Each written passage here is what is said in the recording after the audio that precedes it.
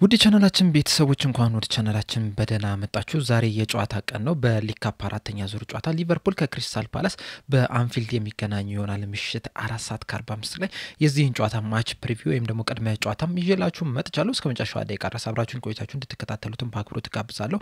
እናንተም በዚህ ጨዋታ ዙሪያ ያላችሁን ሀሳብ እንደዚሁም ደግሞ ጨዋታው ስንት ለስንት ሊያልቅ ይችላል የሚለው ግምታችሁን እንዳለ ኮሜንት ሴክሽን ላይ በመጻፍ አሳውቁኝ።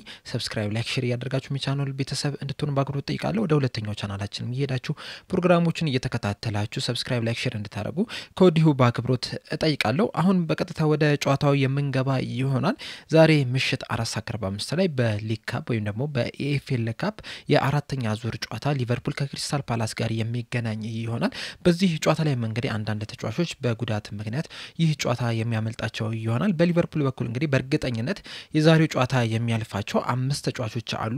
እነሱም አሊሰን ቤከር፣ ጀረሚ ፍሪምፖንግ፣ ጆቫኒ ሊዮኒ፣ ጄደን ዳንስ እና ስቴቨን ባቼቲች ሲሆኑ ከርቲስ ጆንስ፣ አሌክሳንደር ኢሳክ እና ግራቨንበርች ግን እስካሁን ድረስ አጠራጣሪ ናቸው ነው እየተባለ የሚገኘው። እንደሚታወቀው እንግዲህ በትናንትናው ዕለት አሰልጣኝ አርነ ስሎት ከዚህ ጨዋታ በፊት ጋዜጣዊ መግለጫን ይሰጣሉ ተብሎ ሲጠበቅ ነበረ። ነገር ግን ጋዜጣዊ መግለጫውን ከመስጠት ይልቅ ትሬኒንግ ላይና ራሳቸውን ማዘጋጀት ላይ ማተኮር ይሻለናል በሚል ምክንያት እንግዲህ ይህንን ጋዜጣዊ መግለጫ ሳያዘጋጁ ቀርቷልና በእርግጠኝነት ለዚህ ተጫዋች ማን ይደርሳል ማን አይደርስም የሚለው ነገር እንግዲህ እስካሁን ድረስ የታወቀ ነገር የለም። ምናልባትም ለጨዋታው ጥቂት ደቂቃዎች ወይም ደግሞ ጥቂት ሰዓት ሲቀረው እንግዲህ በእርግጠኝነት የምናውቅ ይሆናል። እስካሁን ድረስ ባለው ግን ከርቲስ ጆንስ እንደሚታወቀው በብሬንትፎርድ ጨዋታ ላይ የብሽሽት ህመም ስለተሰማው እንግዲህ ራሱ ቀይሩኝ በማለቱ ምክንያት ተቀይሮ መውጣቱ አይዘነጋም። ሌሎቹ እንግዲህ ከዛ በፊት በነበሩ ጨዋታዎች ናቸው መጎዳታቸው የተነገረውና በዛሬው ጨዋታ ላይ ይደርሳሉ አይደርስም የሚለው ነገር እንግዲህ ሰዓቱ ሲደርስ የምናውቅ ይሆናል። በክሪስታል ፓላስ በኩል 4 ተጫዋቾች የዛሬው ጨዋታ ያመልጣቸዋል ተብሎ ይጠበቃል። እነዚህም ሪቻርድስ፣ ካሌብ ሪድ እና ዶኮሪ ናቸው። እነዚህ ተጫዋቾች እንግዲህ ለክሪስታል ፓላስ ግልጋሎታቸውን የማይሰጡ ይሆናል። ከዛ ውጭ ግን ሁሉም ተጫዋቾች ዝግጁ ናቸው እየተባለ ይገኛል። ለሁለቱም ቡድኖች እንግዲህ ይህ ጨዋታ በጣም አስፈላጊ የሚባል ነው። በተለይ ደግሞ ለሊቨርፑል እንግዲህ በቅርብ ጊዜያት እያሳየው ካለው አቋም አንጻር ስንመለከተው ይህንን ጨዋታ እንግዲህ አሸንፎ ወደ አሸናፊነት ለመመለስ እንግዲህ በጣም በከፍተኛ ሁኔታ ይህንን ጨዋታ ይፈልጉታል። ምክንያቱም እንግዲህ ባለፉት 6 ጨዋታዎች ሊቨርፑል ማሸነፍ የቻለው አንዱን ብቻ ነው። በቀሩት 5 ጨዋታዎች ግን መሸነፍ ይችላል። በፕሪሚየር ሊግ 4 ተከታታይ ጨዋታዎችን ሲሸነፍ እንደዚሁም ደግሞ በሻምፒየንስ ሊግ 1 ጨዋታ መሸነፍ ይችላልና በጣም አስከፊ የሚባል ጊዜ ውስጥ ነው የሚገኘውና ከዚህ ነገር ውስጥ ለመውጣት እንግዲህ እያንዳንዱን ጨዋታ ማሸነፍ መቻል አለበት። ፓላሶች በተመሳሳይ መልኩ እንግዲህ ካለፉት 5 ጨዋታዎች 4ቱን ማሸነፍ አልቻሉም። አንዱን ሲያሸንፉ በ3ቱ ተሸንፈው በአንዱ ደግሞ አቻ በሆነ ውጤት ነበር ማጠናቀቅ የቻሉት። አቻ የወጡበትን ጨዋታ ራሱ ስንመለከተው ከበርንማውዝ ጋር ነበረ መጫወት የቻሉት። በዛ ጨዋታ ላይ እንግዲህ በርንማውዞች 2-0 መምራት ችለው ነበረ። ከዛ በኋላ ማቴታ 2 ጎሎች በማስቆጠር አቻ መሆን ቻሉ። ከዛ በኋላም እንግዲህ በርንማውዞች 89ኛው ደቂቃ ላይ ባስቆጠሯቸው ግቦች እንግዲህ 3-2 መምራት ችለው ነበር። 97ኛው ደቂቃ ላይ ማቴታ ጎል አስቆጥረው እንግዲህ ክሪስታል ፓላሶች 3 አቻ ሊወጡ ይችላልና ተቸግረውን የነበሩት እና በቅርብ ጊዜያቶች እንግዲህ የውጤት ቀውስ ውስጥ የገቡ ነው የሚመስሉት። ምናልባትም እንግዲህ የኢሮፓ ሊግ ጨዋታን መጫወታቸው እንግዲህ ትንሽ ጫና ውስጥ የከተታቸው ይመስለኛል። ትንሽ እየተደከሙ ያለ ይመስለኛልና በዚህ ሰዓት እንግዲህ ጥሩ ጊዜ ላይ አይደሉም የሚገኙት። ሁለቱም ቡድኖች መጥፎ የሚባልን ጊዜን እያሳለፉ ነው የሚገኙትና ሁለቱም ክለቦች እንግዲህ ይህንን ጨዋታ በማሸነፍ ወደ አሸናፊነት መመለስን ይፈልጋሉ። እናም የዛሬ ጨዋታ እንግዲህ በጣም ጠንካራ ጨዋታ ይሆናል ተብሎ ይጠበቃል። በቅርብ ጊዜያቶች እንግዲህ እነዚህ ሁለት ክለቦች በዚህ ሲዝን ብቻ 2 ጊዜ መገናኘት ይችላል። አንደኛው በኮሚኒቲ ሺልድ ሌላኛው ደግሞ በፕሪሚየር ሊግ ተገናኝቷል። በሁለቱም ጨዋታዎች ላይ እንግዲህ ክሪስታል ፓላሶች ነበሩ የተሻለ ቡድን ሆነው መቅረብ የቻሉት። የኮሚኒቲ ሺልድ ጨዋታውን 2-0 ከመመራት ተነስተው 2 እኩል በመሆን ዋንጫውን ማሸነፋቸው አይዘነጋም። እንደዚሁም ደግሞ በፕሪሚየር ሊጉም 2-1 በሆነ ውጤትም ማሸነፍ ይችላልና በቅርብ ጊዜያቶች እንግዲህ የበላይነት እየወሰዱ ነው የሚገኙት። ካለፉት 5 የእርስ በርስ ግንኙነት እንኳን ስንመለከት ሊቨርፑል ማሸነፍ የቻለው አንዱን ብቻ ነው። ክሪስታል ፓላሶች 2ቱን ማሸነፍ ሲችሉ 2ቱን ደግሞ አቻ በሆነ ውጤት ማጠናቀቅ ይችላል። 2ቱን አቻ ከወጡት ውስጥ ደግሞ አንደኛው በኮሚኒቲ ሺልድ ነበረ። በፔናልቲ እንግዲህ አሸንፈው መውጣት ይችላልና የቅርብ ጊዜያቶች እንግዲህ ሊቨርፑል ክሪስታል ፓላስን ማሸነፍ እየተቸገረ ነው የሚገኙና የዛሬም ጨዋታ ክሪስታል ፓላሶች ቀላል ይሆናሉ ተብሎ አይገመትም። እናም ሊቨርፑል እነዚህን ቡድኖች እንዴት ነው ማሸነፍ ያለበት የሚለው ነገር እንግዲህ ትልቅ ጥያቄ ውስጥ እየገባ ነው የሚገኘው።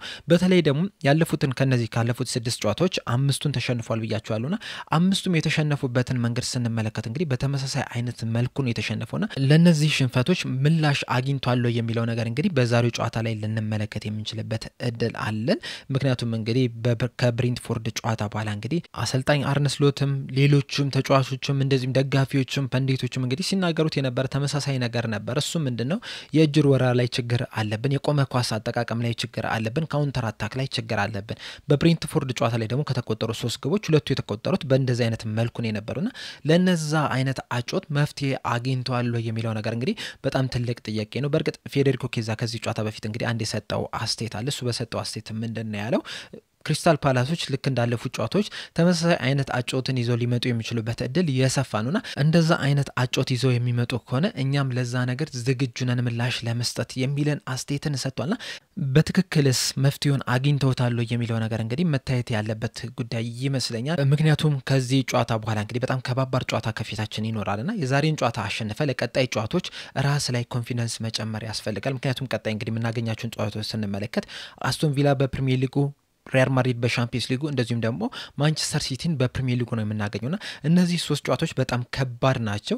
ስለዚህ ከነዛ ጨዋታ በፊት ያለብን ጨዋታ እንግዲህ በማሸነፍ በኮንፊደንስ ወደዛ ጨዋታዎች ማምራት ያለብን ይመስለኛልና የዛሬው ጨዋታ በጣም ወሳኝነት ያለው ጨዋታ ነው። የዛሬው ጨዋታ እንግዲህ ቅድም እንደነገርኳችሁ በአንፊልድ የሚደረግ ጨዋታ ነው። ለመጨረሻ ጊዜ እንግዲህ በአንፊልድ የተጫወቱት ያለፈው ሲዝን የመጨረሻ ቀን ጨዋታ ነው የነበረውና በዛ ጨዋታ ላይ እንግዲህ ሊቨርፑል ከክሪስታል ፓላስ አንዳቻ በሆነ ውጤት ማጠናቀቅ ችሏል። እንደምታስታውሱ ከሆነ በዛ ጨዋታ ላይ ራያን ግራቨንበርክ በቀይ ካርድ መውጣቱ አይዘነጋምና ለበርንማውዝ ጨዋታም እንግዲህ በዛ ቀይ ካርድ ምክንያት እንዳመለጠው ሁላችንም እናስታውሳለን የዚህ ሲዝን ማለት ነውና በዛ ጨዋታ ላይ እንግዲህ 1-1 ሲለያዩ ቅድሚያ ጎሉን ማስቆጠር የቻሉት ክሪስታል ፓላሶች ነበሩ። 9ኛው ደቂቃ ላይ እንግዲህ ሳር ባስቆጠራት ግብ 1-0 መምራት ይችላል ነበር።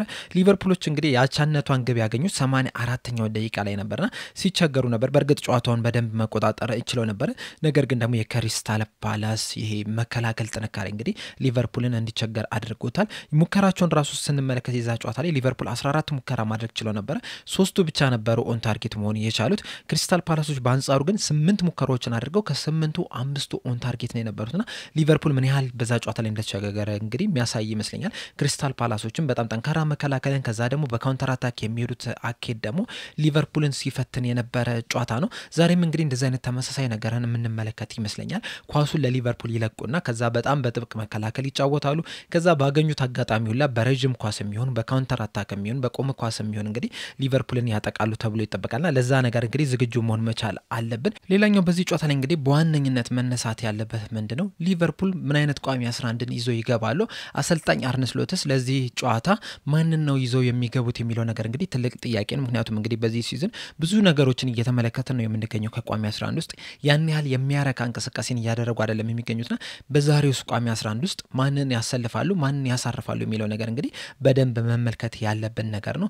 ከዚህ በፊት እንግዲህ በተለይ ያለፈው ሲዝን በአሰልጣኝ አርነ ስሎት ስር ያለውን ብቻ ስንመለከተው በሊግ ካፕና በኤፍኤ ካፕ ጨዋታዎች ላይ የተለያዩ ለውጦችን ሲያደርጉ ተመልክተናል። ብዙ የመጮቻ እድል ያላገኙ ተጫዋቾች እንደዚሁም ደግሞ ከጉዳት የተመለሱ ተጫዋቾች የማች ፊትነሳቸውን ለማምጣት እንግዲህ እነዚህን ውድድሮች ሲጠቀሙ ተመልክተናል። በየርገን ክሎፕ ስር ደግሞ ወጣት ተጫዋቾች የመጮቻ እድል እንዲያገኙ እነዚህን ጨዋታዎች ሲጠቀሙበት ነበርና በዛሬውስ ጨዋታ ላይ ማንን ነው የሚያሰልፉት የሚለው ነገር እንግዲህ ትልቅ ጥያቄ ነው። ምክንያቱም እንግዲህ ሊቨርፑል በዚህ ሰዓት የውጤት ቀውስ ውስጥ ነው የሚገኘውና ዋናውን ቡድን በማስገባት ወደ አሸናፊነት ለመመለስ ጥረት ያደርጋሉ ወይስ የመጮቻ እድል ያላገኙት ለወጣት ተጫዋቾች በማሰለፍ እንግዲህ የመጮቻ እድል እንዲያገኙ ያደርጋሉ የሚለው ነገር እንግዲህ ትልቅ ጥያቄ። አንዳንድ ዘገባዎችን ስንመለከት ግን ምናልባት በዛሬው ጨዋታ ላይ 1 ወይም 2 ተጫዋቾች እንግዲህ የመጀመሪያ ጨዋታቸውን ሊያደርጉ ይችላሉ እየተባለ ይገኛል።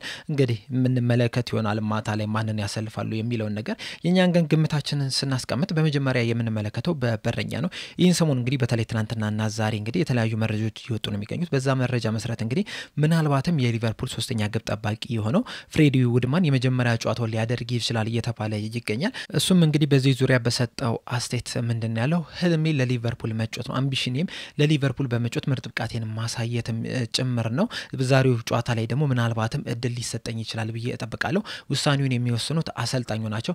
ነገር ግን እኔ ከተመረጥኩ ግን ያለኝን ነገር ሁላ እሰጣለሁ የሚል አስተያየትን ሰጥቶ ነበርና ምናልባትም የመጀመሪያ የመጮቻ እድሉም በዚህ ጨዋታ ላይ ሊሰጠው ይችላል።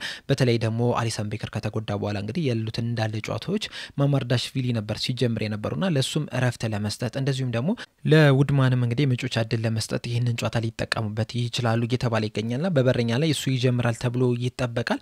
በተከላካይ መስመር ላይ ስንመለከት በቀኝ ፉልባኩ ስንጀምር እንግዲህ በዚህ ጨዋታ ላይ ምናልባትም ብራድሊ ይጀምራል ብዬ ነው የምገምተው። ነገር ግን አንዳንድ ዘገባዎች ላይ ምናልባትም ካልቨን ራምሲም በዚህ ጨዋታ ላይ ሊሳተፍ የሚችልበት እድል አለ እየተባለ ይገኛል። ይህ ተጫዋች እንግዲህ ከ2 ዓመት ከ3 ዓመት በፊት ነበር ለሊቨርፑል መፈረም የቻለው። ነገር ግን በጉዳት ምክንያት እንግዲህ የተጠበቀበትን ያህል ግልጋሎት ያልሰጠ ተጫዋች ነው። ሲመጣ እንግዲህ ምናልባትም የትሬንት አሌክሳንደር አርኖልድ ምትክ ይሆናል ተብሎ ነበር የመጣው። ነገር ግን ጉዳት እንደዛ እንዳያደርግ አድርጎታል። በውሰት በተሰጠባቸው ጊዜያቶች ሁሉ ራሱ እየተጎዳ ወደ ሊቨርፑል ሲመለስም በተደጋጋሚ መመልከት ይችላል። በዚህ የክረምት የዝውውር መስኮት እንግዲህ በተለያዩ ምክንያቶች ተጫዋቹ በውሰት ውል ሳይወጣ ቀርቷልና በዚህ ሰዓት እንግዲህ ከሊቨርፑል ጋር ነው የሚገኘው። ከአንደር 21 ቡድን ጋር እንግዲህ ጨዋታንም ማድረግም የቻለ ተጫዋች ነውና ምናልባትም በዚህ ጨዋታ ላይ የጨዋታ እድል ሊሰጠው ይችላል እየተባለ ይገኛልና ይህንንም ተጫዋች እንግዲህ በአይነ ቁራኛ መከታተል የሚያስፈልግ ይመስለኛል። ነገር ግን እንደኔ ብራድሊ በዚህ ጨዋታ ላይ ይጀምራል ብዬ አስባለሁ። የመሃል ተከላካዮቹን ስንመለከት እንግዲህ አንደኛው ጆ ጎሜዝ በእርግጠኝነት ይጀምራል። ቀሪውን ቦታ ግን ቨርጂል ቫን ዳይክ እና ኢብራሂም ኮናቴ ግማሽ ይጫወቱታል ብዬ ነው የምጠብቀው። ምናልባት ጆቫኒ ሊዮኒ ባይጎዳ ኖሮ እዛ ቦታ ላይ ይጀምር ነበረ። ነገር ግን በጉዳት ምክንያት ለአንድ አመት ከሜዳ ስለሚርቅ እንግዲህ ያንን ቦታ በቨርጂል ቫን ዳይክ እና በኢብራሂም ኮናቴ ከቨር ለማድረግ ጥረት ያደርጋሉ ብዬ አስባለሁ። በዚህ ላይ እንግዲህ ኤንዶም እዛ ቦታ ላይ ሊጫወት ይችላል። ነገር ግን ደግሞ ኤንዶ 6 ቁጥር ቦታ ላይ ስለሚያስፈልግ ይህንን ቦታ በቨርጂል ቫን ዳይክ እና በኢብራሂም ኮናቴ ይተኩታል ብዬ አስባለሁ። የግራ ፉልባኩን ስንመለከት ደግሞ ሮበርትሰን በዚህ ጨዋታ ላይ ይጀምራል ብዬ እጠብቃለሁ። በእርግጠኝነት ማለት በምንችለው መልኩ እንግዲህ ሮበርትሰን ይህንን ጨዋታ ይጀምራል ብለን መናገር እንችላለን። በመሃል ሜዳ ላይ ያለውን ጥምረት ስንመለከት እንግዲህ ምናልባትም በደብል ፒቮት ላይ ዋታሩ ኤንዶና አሌክሲስ ማካሊስተር በዛሬው ጨዋታ ላይ ይጀምራሉ ብዬ እጠብቃለሁ። ዋታሩ ኤንዶ እንግዲህ በዚህ ሲዝን በጣም የሚያስፈልገን ተጫዋች ይመስለኛል። ምክንያቱም ለመጋጨት የማይፈራ ከተጫዋቾች ጥብቅ ለማለት የማይፈራ ተጫዋቾችን መፈናፈኛ ለማሳጣት የማይፈራ አይነት ተጫዋች ነው ብዬ ነው የማስበውና ምናልባትም በዛሬው ጨዋታ ላይ የሱን ኳሊቲ ልንመለከት የምንችልበት እድል አለ ብዬ አስባለሁ። በርግጥ እነ ግራቨንበርግና ከርትስ ጆንስ ለጨዋታ ብቁ የሚሆኑ ከሆነ ምናልባት ግራቨንበርግ ማች ፊትነሱን ለማምጣት በዚህ ጨዋታ ላይ እንግዲህ ሊያሰልፉ የሚችሉበት እድል ሊኖር ይችላል ብዬ እጠብቃለሁ። ነገር ግን ለጨዋታ ብቁ የማይሆን ከሆነ ግን በዛሬው ጨዋታ ላይ ማካሊስተርና ኤንዶ አብረው ይጀምራሉ ብዬ አስባለሁ። ቀሪውን ቦታ ደግሞ ትሬናዮኒ ይጀምራል ብዬ አስባለሁና መሃል ሜዳውን እንግዲህ በትሬናዮኒ አሌክስ ማካሊስተርና ዋታሩ ኤንዶ አንድ ላይ ተጣምሮ ልንመለከት የምንችልበት እድል አለ ብዬ አስባለሁ። ነገር ግን ራያን ግራቨንበርግ ከጉዳቱ የሚመለስ ከሆነ ማች ፊትነሱን ለማምጣት ሲሉ እንግዲህ ምናልባትም በዛሬው ጨዋታ ላይ ከትሬናዮኒ ይልቅ እሱን ሊመርጡ የሚችሉበት እድል አለ ብዬ አስባለሁ።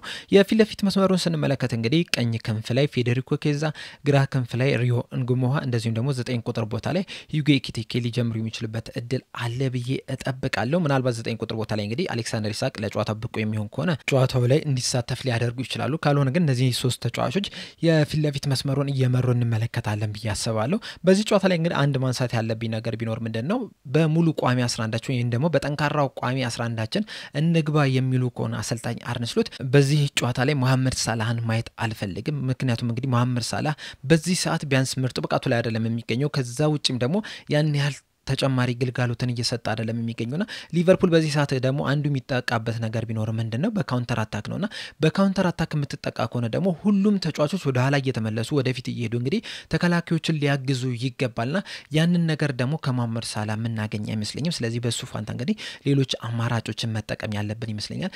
ቢያንስ እንኳን ፌዴሪኮ ኬዛ እዛ ላይ ባይጫወት ወይ ፍሎሪን ቪርትስን ወይም ደግሞ ሳቡዝ ላይ ነዛ ቦታ ላይ ማጮት የተሻለ ነው ብዬ ነው የማስበውና በዛሬው ጨዋታ ላይ እንግዲህ መሐመድ ሳላህ ማየት መፈለግ አይመስለኝም። ቢያንስ እንኳን አንደኛ ወደ ብቃቱ እስኪመለስ፣ ሁለተኛ ደግሞ ሊቨርፑል የመከላከሉን ነገር መፍትሄ እስኪያገኝለት ድረስ ይህ ተጫዋች እንግዲህ ቀዳሚ ስፍራ መሰጠት ያለበት አይመስለኝም ብዬ አስባለሁ። የናንተን ሐሳብ እንግዲህ እዚህ ኮሜንት ሴክሽን ላይ በመጻፍ አሳውቁኝ። እኔ እዚህ ላይ ያበቃው። በቀጣይ በሌላ እስከምንገናኝ ድረስ ሰብስክራይብ፣ ላይክ፣ ሼር ማድረግ እንዳትረሱ። ቸር ያቆየን።